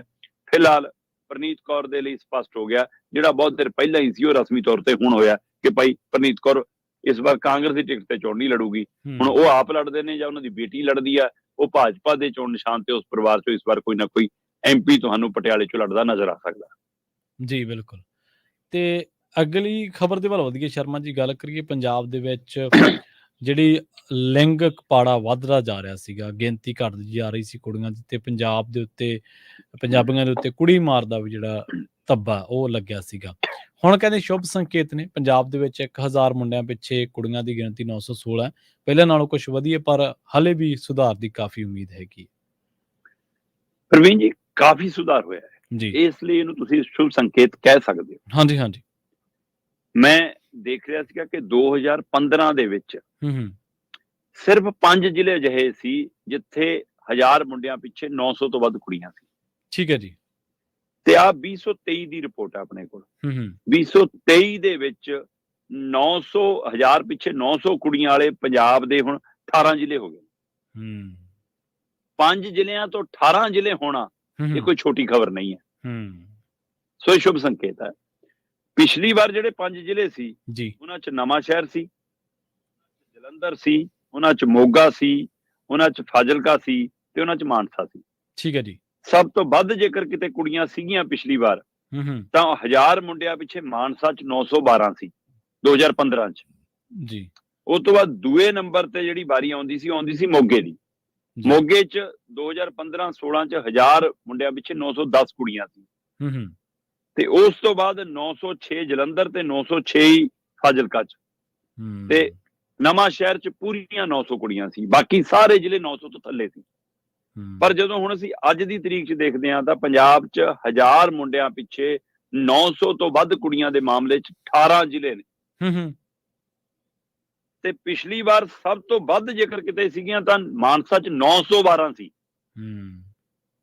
ਸਭ ਤੋਂ ਵੱਧ ਜੇਕਰ ਕਿਤੇ ਹੈਗੀਆਂ ਤਾਂ ਉਹ ਨਵਾਂ ਸ਼ਹਿਰ 'ਚ ਨੇ 963 ਨੇ। ਠੀਕ ਹੈ ਜੀ। ਇਹ ਵੀ ਅੰਕੜਾ ਦੇਖੋ ਨਾ ਤੁਸੀਂ, ਇੱਥੋਂ ਫਰਕ ਵੀ ਸਮਝੋ। ਮਤਲਬ 912 ਤੋਂ ਉੱਪਰ ਵਾਲੇ ਕਿੰਨੇ ਜ਼ਿਲ੍ਹੇ ਨੇ ਤੁਸੀਂ ਉਹਦਾ ਹੀ ਅੰਦਾਜ਼ਾ ਲਾ ਲਓ ਕਿ ਜੀ 2 3 4 5 6 7 8 9 10 11 12 13 14 15 ਜ਼ਿਲ੍ਹੇ ਤਾਂ ਉਹ ਨੇ 912 ਤੋਂ ਵੀ ਵੱਧ ਨੇ। ਇਸ ਲਈ ਬਹੁਤ ਵੱਡਾ ਸੁਧਾਰ ਹੈ। ਇਹਨਾਂ 18 ਜ਼ਿਲ੍ਹਿਆਂ ਚੋਂ 14-15 ਜ਼ਿਲ੍ਹੇ ਉਹ ਨੇ ਜਿੱਥੇ ਮਤਲਬ 912 ਤੋਂ ਉੱਪਰ ਹੈ। ਸਭ ਤੋਂ ਵੱਧ ਨਵਾਂ ਸ਼ਹਿਰ ਜ਼ਿਲ੍ਹਾ ਜਿੱਥੇ ਅੱਜ ਦੀ ਤਰੀਕ ਦੇ ਵਿੱਚ 1000 ਮੁੰਡਿਆਂ ਪਿੱਛੇ 963 ਕੁੜੀਆਂ ਨੇ। ਉਸ ਤੋਂ ਬਾਅਦ ਬਾਰੀ ਸੰਗਰੂਰ ਜ਼ਿਲ੍ਹੇ ਦੀ ਆਉਂਦੀ ਹੈ ਜਿੱਥੇ 952 ਕੁੜੀਆਂ ਨੇ 1000 ਮੁੰਡਿਆਂ ਪਿੱਛੇ। ਫਿਰ ਜਲੰਧਰ ਦੀ ਆਉਂਦੀ ਹੈ 951 ਨੇ। ਫਿਰ ਮੋਗਾ 950 ਏ। ਕਪੂਰਥਲਾ ਦੇ ਵਿੱਚ 1000 ਮੁੰਡਿਆਂ ਪਿੱਛੇ 942 ਕੁੜੀਆਂ ਨੇ। ਤਰਨਤਾਰਨ ਦੇ ਵਿੱਚ 933 ਕੁੜੀਆਂ ਨੇ। ਬਠਿੰਡਾ 'ਚ 932 ਕੁੜੀਆਂ 1000 ਮੁੰਡਿਆਂ ਪਿੱਛੇ ਨੇ। ਇਸੇ ਤਰ੍ਹਾਂ ਪਟਿਆਲਾ 'ਚ 928 ਨੇ। ਫਾਜ਼ਿਲਕਾ 'ਚ 926 ਨੇ। ਰੋਪੜ 'ਚ 924 ਨੇ। ਹੁਸ਼ਿਆਰਪੁਰ 'ਚ 923 ਨੇ। ਫਿਰ ਮਲੇਰਕੋਟਲਾ ਦੇ ਵਿੱਚ 922 ਨੇ। ਮੋਹਾਲੀ ਦੇ ਵਿੱਚ 917 ਨੇ। ਸ਼੍ਰੀ ਮੁਕਤਸਰ ਸਾਹਿਬ ਦੇ ਵਿੱਚ 915 ਨੇ। ਸੋ ਇੱਥੇ ਤੱਕ ਇਹ 14 ਜ਼ਿਲ੍ਹੇ ਬਣਦੇ ਆ। ਠੀਕ ਹੈ ਜੀ। 12 ਤੋਂ ਉੱਪਰ ਖੜੇ ਨੇ ਪਿਛਲੀ ਵਾਰ ਨਾਲੋਂ। ਸੋ ਉਸ ਤੋਂ ਬਾਅਦ ਮਾਨਸਾ 'ਚ 909 ਨੇ। ਹੁਣ 912 ਸੀ, ਇਸ ਵਾਰ 909 ਦੀ ਔਸਤ ਨਿਕਲੀ ਹੈ ਨਾ। ਫਤਿਹਗੜ੍ਹ ਸਾਹਿਬ ਦੇ ਵਿੱਚ 904 ਨੇ। ਪਠਾਨਕੋਟ ਦੇ ਵਿੱਚ 902 ਨੇ, ਇਸੇ ਤਰ੍ਹਾਂ ਅੰਮ੍ਰਿਤਸਰ ਦੇ ਵਿੱਚ 901 ਹੈ, ਤੇ ਜਿਹੜੇ ਪਿੱਛੇ ਰਹੇ ਜ਼ਿਲ੍ਹੇ ਫਰੀਦਕੋਟ, ਲੁਧਿਆਣਾ, ਗੁਰਦਾਸਪੁਰ, ਬਰਨਾਲਾ, ਫਿਰੋਜ਼ਪੁਰ, ਇਹਨਾਂ ਸਾਰਿਆਂ 'ਚ ਵੀ ਗਿਣਤੀ 883 ਤੱਕ ਖੜੀ ਹੈ। ਠੀਕ ਹੈ ਜੀ। ਆਖਰੀ ਜ਼ਿਲ੍ਹਾ ਫਿਰੋਜ਼ਪੁਰ ਹੈ ਜਿਹਦੇ ਵਿੱਚ 883 ਕੁੜੀਆਂ ਨੇ 1000 ਮੁੰਡਿਆਂ ਪਿੱਛੇ। ਇਸੇ ਤਰ੍ਹਾਂ ਬਰਨਾਲਾ ਦੇ ਵਿੱਚ ਵੀ 883 ਨੇ, ਗੁਰਦਾਸਪੁਰ 'ਚ 885 ਨੇ, ਲੁਧਿਆਣਾ 'ਚ 898 ਤੇ ਇਸੇ ਤਰ੍ਹਾਂ ਫਰੀਦਕੋਟ 'ਚ 899 ਨੇ। ਸੋ ਇਹ ਵੀ ਮਤਲਬ 900 ਦੀ ਰੇਂਜ ਦੇ ਬਹੁਤ ਨੇੜੇ ਨੇ ਤੇ ਸ਼ੁਭ ਸੰਕੇਤ। ਔਰ ਪ੍ਰਵੀਨ ਜੀ, ਕਾਫੀ ਸਾਲਾਂ ਤੋਂ ਆਪਾਂ ਪੰਜਾਬ ਦੇ ਵਿੱਚ ਆਪਣੇ ਪਰਿਵਾਰਾਂ 'ਚ ਮਾਹੌਲ ਬਦਲਦਾ ਦੇਖਿਆ ਕਿ ਕੁੜੀ ਜੰਮਣ ਤੇ ਹੁਣ ਪਰਿਵਾਰ ਦੁਖੀ ਨਹੀਂ, ਖੁਸ਼ ਹੁੰਦੇ ਨੇ। ਸਮਾਜਿਕ ਵਰਤਾਰੇ ਨੇ ਵੀ ਉਹਨਾਂ ਨੂੰ ਚੇਤਨ ਕੀਤਾ। ਅਸੀਂ ਪੀੜ੍ਹੀ ਦਰ ਪੀੜ੍ਹੀਆਂ ਕਿੰਨੇ ਹੀ ਪਰਿਵਾਰਾਂ ਦੇ ਹਵਾਲੇ ਨਾਲ ਗੱਲ ਕਰੀਏ ਤਾਂ ਬਜ਼ੁਰਗਾਂ ਨੂੰ ਪੁੱਤਾਂ ਦੀ ਬਜਾਏ ਧੀਆਂ ਨੇ ਸੰਭਾਲਿਆ, ਹੈ ਨਾ। ਚਾਹੇ ਉਹ ਵਿਦੇਸ਼ ਲਿਜਾਣ ਦਾ ਮਸਲਾ ਹੋਵੇ, ਚਾਹੇ ਪੰਜਾਬ ਦੇ ਵਿੱਚ ਮਸਲਾ ਹੋਵੇ। ਸੋ ਅਸੀਂ ਉਹ ਵਰਤਾਰੇ ਵੀ ਦੇਖੇ ਤੇ ਦੂਸਰੇ ਪਾਸੇ ਸਮਾਜਿਕ ਤੌਰ ਦੇ ਉੱਤੇ ਵਿਚਰਦਿਆਂ ਹੋਇਆਂ ਧੀਆਂ ਨੇ ਪੜ੍ਹਾਈ ਦੇ ਖੇਤਰ 'ਚ, ਹੋਰ ਖੇਤਰ 'ਚ ਮੱਲਾਂ ਵੱਧ ਮਾਰੀਆਂ। ਹਾਂ, ਕੁਝ ਕਾਰਨ ਹੈਗੇ ਜਿਹਨੂੰ ਲੈ ਕੇ ਮਾਪੇ ਫਿਕਰਮੰਦ ਹੁੰਦੇ ਨੇ ਧੀ ਜੰਮਣ ਤੇ ਜੀ। ਉਹ ਇਸ ਦਾ ਮਤਲਬ ਇਹ ਨਹੀਂ ਹੁੰਦਾ ਕਿ ਉਹ ਸਾਰੇ ਮਾਪੇ ਸੋਚਦੇ ਨੇ ਕਿ ਧੀ ਜੰਮ ਕਿਉਂ ਪਈ। ਉਹ ਸਮਾਜਿਕ ਊਣਤਾਈਆਂ ਤੋਂ, ਛੇੜਖਾਨੀਆਂ, ਕਮੈਂਟਬਾਜ਼ੀ, ਹੈ ਨਾ, ਜਾਂ ਬੱਚੇ ਦਾ ਭਟਕ ਜਾਣਾ, ਆਪਣੀ ਮਨਮਰਜ਼ੀ ਦੇ ਹਵਾਲੇ ਨਾਲ ਕੋਈ ਅਜਿਹਾ ਕਦਮ ਪੁੱਟ ਲੈਣਾ, ਉਹਦੇ ਕਾਰਨ ਸਾਡੇ ਰਿਸ਼ਤੇਦਾਰ, ਸਾਡੇ ਸਾਕ ਸੰਬੰਧੀ ਮਾਪਿਆਂ ਨੂੰ ਮਤਲਬ ਸਕੂਨ ਦੇਣ ਦੀ ਬਜਾਏ ਕਈ ਵਾਰ ਤਾਨੇ ਮਿਹਣੇ ਇਹੋ ਜਿਹੇ ਢੰਗ ਦੇ ਦਿੰਦੇ ਨੇ ਕਿ ਉਹਨਾਂ ਲਈ ਜਿਉਂਦਿਆਂ ਮਰਨ ਹੋ ਜਾਂਦਾ। ਇਹ ਪਹਿਲੂ ਜ਼ਰੂਰ ਅਜੇ ਫਿਕਰਮੰਦੀ ਵਾਲੇ ਖੜੇ ਨੇ, ਪਰ ਇਹਦਾ ਮਤਲਬ ਇਹ ਨੀਗਾ ਕਿ ਧੀਆਂ ਨੂੰ ਹੁਣ ਇਹ ਨੀਗਾ ਕਿ ਹਾਂ ਬਿਨਾਂ ਮਲਾਈ ਵਾਲਾ ਦੁੱਧ ਦਿੱਤਾ ਜਾਂਦਾ ਜਾਂ ਮੁੰਡੇ ਨਾਲੋਂ ਘੱਟ ਦਿੱਤਾ ਜਾਂਦਾ। ਹੁਣ ਲਗਭਗ ਇਹ ਵਰਤਾਰਾ ਬਦਲ ਗਿਆ ਜੀ। ਸੋ ਧੀਆਂ ਹੁਣ ਪਿਆਰ ਵੀ ਵੱਧ ਲੈਂਦੀਆਂ ਨੇ, ਹੱਕ ਵੀ ਵੱਧ ਜਤਾਉਂਦੀਆਂ ਨੇ, ਤੇ ਜੇ ਲੋੜ ਪਵੇ ਕੋਰਟ ਕਚਹਿਰੀ 'ਚ ਜਾ ਕੇ ਵੀ ਹਿੱਸਾ ਬਟਵਾ ਲੈਂਦੀਆਂ ਨੇ ਆਪਣਾ। ਹੁਣ ਸੋ ਇਸ ਲਈ ਉਸ ਮਾਮਲੇ 'ਚ ਹੁਣ ਖਾਸੀਆਂ ਗਾਂਹ ਲਾਂਗੀਆਂ, ਪਰ ਜਿਹੜਾ ਸਾਹਮਣੇ ਆਇਆ ਇਹ ਸ਼ੁਭ ਸੰਕੇਤ ਹੈ। ਔਰ ਅਸੀਂ ਉਮੀਦ ਕਰਦੇ ਹਾਂ ਇੱਕ ਦਿਨ ਉਹ ਵੀ ਅੰਕੜਾ ਆਊਗਾ ਕਿ 1000 ਮੁੰਡਿਆਂ ਪਿੱਛੇ 1100 ਕੁੜੀਆਂ ਹੋਣਗੀਆਂ। ਹਾਂਜੀ, ਬਿਲਕੁਲ ਬਿਲਕੁਲ, ਅਸੀਂ ਉਮੀਦ ਇਹੀ ਕਰਦੇ ਹਾਂ ਕਿ ਇਹ ਹੋਵੇ। ਔਰ ਦੇਖੋ, ਜੇ ਸ਼ਰਮਾ ਜੀ ਨੂੰ ਕੁਦਰਤ ਦੇ ਨਜ਼ਰੀਏ ਤੋਂ ਸਮਝਣਾ ਹੋਵੇ ਤਾਂ ਬੱਚਾ ਹੀ ਹੈ, ਉਹ ਭਾਵੇਂ ਮੁੰਡਾ ਤੇ ਭਾਵੇਂ ਕੁੜੀ ਹੈ। ਬਿਲਕੁਲ ਬਿਲਕੁਲ। ਸੋ ਨਵਾਂ ਜੀ ਤੁਹਾਡੇ ਜੇ ਘਰੇ ਆਉਂਦਾ ਤਾਂ ਉਹਦੇ ਮੱਥੇ ਤਿਉੜੀ ਨਹੀਂ ਪਾਉਣੀ ਚਾਹੀਦੀ, ਮੱਥੇ ਤੇ ਸਿਆਣੇ ਕਹਿੰਦੇ ਆ, ਹਨਾ। ਸੋ ਇਹ ਹੈ, ਇੱਕ ਗੁਰਵਿੰਦਰ ਬਾਲ ਦਾ ਨਾ ਗਾਣਾ ਬਹੁਤ ਸੋਹਣਾ, ਕਹਿੰਦਾ ਜਿਸ ਘਰ ਧੀਆਂ ਜ਼ਿਆਦਾ ਜੰਮੀਆਂ ਉਸ ਘਰ ਕਰੀ ਤਰੱਕੀ। ਸੋਹਣੀਆਂ ਲਾਈਨਾਂ ਨੇ ਉਹਦੀਆਂ। ਸੋ ਵੈਸੇ ਵੀ ਔਰਤ ਬਾਰੇ ਤਾਂ ਕਿੰਨੇ ਸਾਡੇ ਗੁਰੂ ਸਾਹਿਬਾਨ ਨੇ ਕਿੰਨਾ ਕੁਝ ਕਿਹਾ। ਉਹਨਾਂ ਨੇ ਤਾਂ ਉਦੋਂ ਕਿਹਾ ਜਦੋਂ ਕੋਈ ਵੀ ਨਹੀਂ ਇਹਨਾਂ ਚੀਜ਼ਾਂ ਹੱਕ ਦੇ ਵਿੱਚ ਆਵਾਜ਼ ਬੁਲੰਦ ਕਰਦਾ। ਬਿਲਕੁਲ ਬਿਲਕੁਲ।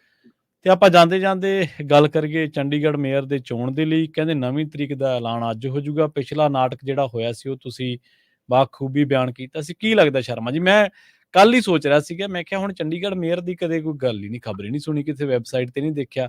ਐਲਾਨ ਅੱਜ ਹੋ ਜਾਊਗਾ ਤੇ ਨਾਟਕ ਫੇਰ ਹੋਊਗਾ ਜਾਂ ਭਾਜਪਾ ਨੂੰ ਐਤਕੀ ਮੂੰਹ ਦੀ ਖਾਣੀ ਪੈ ਸਕਦੀ ਹੈ ਗੱਠਜੋੜ ਕਰਕੇ? ਪ੍ਰਵੀਨ ਜੀ, ਭਾਜਪਾ ਨੇ ਨਾਟਕ ਦੀ ਤਿਆਰੀ ਜੇ ਕੀਤੀ ਸੀ ਤਾਂ ਹੀ ਅਗਲੀ ਚੋਣ ਦੀ ਤਰੀਕ 6 ਫਰਵਰੀ ਰੱਖੀ ਸੀ ਉਹਨਾਂ ਨੇ। ਉਹਨਾਂ ਨੇ 18 ਜਿਹੜੀ ਜਨਵਰੀ ਨੂੰ ਚੋਣ ਹੋਣੀ ਸੀ ਉਹ ਰੱਦ ਕਰਾ ਕੇ, ਖੇਡ ਕਰਕੇ ਸਾਰਾ ਚੋਣ ਜਾ ਕੇ 18 ਦਿਨਾਂ ਬਾਅਦ 6 ਫਰਵਰੀ ਤੇ ਰੱਖਤੀ। ਤੇ ਜਿਹੜੇ ਆਮ ਆਦਮੀ ਪਾਰਟੀ ਔਰ ਕਾਂਗਰਸ ਦੇ ਸਾਂਝੇ ਉਮੀਦਵਾਰ ਵਜੋਂ ਮੇਅਰ ਦੀ ਚੋਣ ਲੜ ਰਹੇ ਸੀ, ਉਹ ਅਦਾਲਤ ਪਹੁੰਚ ਕੇ ਤੇ ਉਹਨਾਂ ਦੀਆਂ 2 ਪਟੀਸ਼ਨਾਂ ਤੇ ਇਕੱਠਿਆਂ ਸੁਣਵਾਈ ਹੋਈ ਫਿਰ ਭਲਕੇ। ਤੇ ਜਦੋਂ ਸੁਣਵਾਈ ਹੋਈ ਤੇ ਉਹਨਾਂ ਨੇ ਝਾੜਾ ਮਾਰੀਆਂ ਚੰਡੀਗੜ੍ਹ ਪ੍ਰਸ਼ਾਸਨ ਨੂੰ ਜੀ। ਉਹਨਾਂ ਨੂੰ ਪੁੱਛਿਆ ਕਿ ਵੀ ਦੱਸੋ, ਇਹ ਤੁਸੀਂ ਮਹਾਭਾਰਤ ਬਣਾ ਕੇ ਕਿਉਂ ਰੱਖਤਾ ਨਗਰ ਨਿਗਮ ਦੀ ਚੋਣ ਨੂੰ? ਪ੍ਰਬੰਧ ਕਰਨਾ ਤੁਹਾਡੇ ਲਈ ਕਿੰਨਾ ਕੁ? ਕਹਿੰਦੇ ਨਹੀਂ ਜੀ, ਉਹ ਪਹਿਲਾਂ ਜੀ 22 ਤਰੀਕ ਆ ਗਈ ਜੀ ਵਿੱਚ, ਇਸ ਲਈ ਉਦਣ ਰਾਮ ਜੀ ਦੇ ਉਹ ਜਿਹੜਾ ਸਮਾਗਮ ਸੀਗਾ ਜੀ, ਉਹਦੇ ਕਰਕੇ ਸਾਨੂੰ ਪੁਲਿਸ ਫੋਰਸ ਦੀਆਂ ਡਿਊਟੀਆਂ ਲਾਉਣੀਆਂ ਪੈ ਗਈਆਂ। ਫਿਰ ਜੀ ਆਹ 26 ਜਨਵਰੀ ਆ ਰਹੀ ਹੈ ਜੀ, ਉਹਦੇ ਕਰਕੇ ਸਾਰੇ ਪ੍ਰਬੰਧ ਕਰਨੇ ਪੈ ਰਹੇ ਆ, ਇਸ ਲਈ ਜੀ ਉਹ ਤੋਂ ਬਾਅਦ ਹੀ ਅਸੀਂ ਚੋਣ ਕਰਾ ਸਕਦੇ ਹਾਂ ਜੀ। ਤੇ ਉਹ 6 ਫਰਵਰੀ ਸਭ ਤੋਂ ਢੁਕਵਾਂ ਸਿਸਟਮ ਬਣਦਾ ਜੀ ਸਾਡਾ, ਤਦ ਤੱਕ ਸਾਰੀ ਤਿਆਰੀ ਹੋ ਜੂ। ਕਹਿੰਦੇ ਤੁਹਾਡੀ ਤਿਆਰੀ ਹੋ ਜੂ, ਮਤਲਬ ਉਹ ਸਪਸ਼ਟ ਸੀਗਾ ਕਿ ਇਹਦਾ ਮਤਲਬ ਇਹ ਹੈ ਕਿ ਕੀ ਭਾਜਪਾ ਨੂੰ ਤਿਆਰੀ ਦਾ ਮੌਕਾ ਦੇਣਾ। ਜੀ ਜੀ। ਪਰ ਪੰਜਾਬ ਹਰਿਆਣਾ ਹਾਈ ਕੋਰਟ ਨੇ ਇਹ ਸੁਣਵਾਈ ਕਰਦਿਆਂ ਕਿਹਾ ਕਿ ਨਹੀਂ, 18 ਦਿਨ ਬਹੁਤ ਲੰਮਾ ਵਕਫਾ ਹੈ। ਅਸੀਂ ਤੁਹਾਨੂੰ ਬੁੱਧਵਾਰ, ਜਿਹੜਾ ਅੱਜ ਭਾਰਤੀ ਸਮੇਂ ਅਨੁਸਾਰ ਸਵੇਰ ਚੜ੍ਹ ਗਈ ਹੈ, ਬੁੱਧਵਾਰ ਸਵੇਰੇ 10 ਵਜੇ ਤੱਕ ਦਾ ਸਮਾਂ ਦਿੰਨੇ, ਜਾਂ ਤਾਂ ਤਰੀਕ ਤੁਸੀਂ ਤੈਅ ਕਰ ਦਿਓ, ਨਹੀਂ ਅਸੀਂ ਤਰੀਕ ਤੈਅ ਕਰਾਂਗੇ। ਠੀਕ ਹੈ।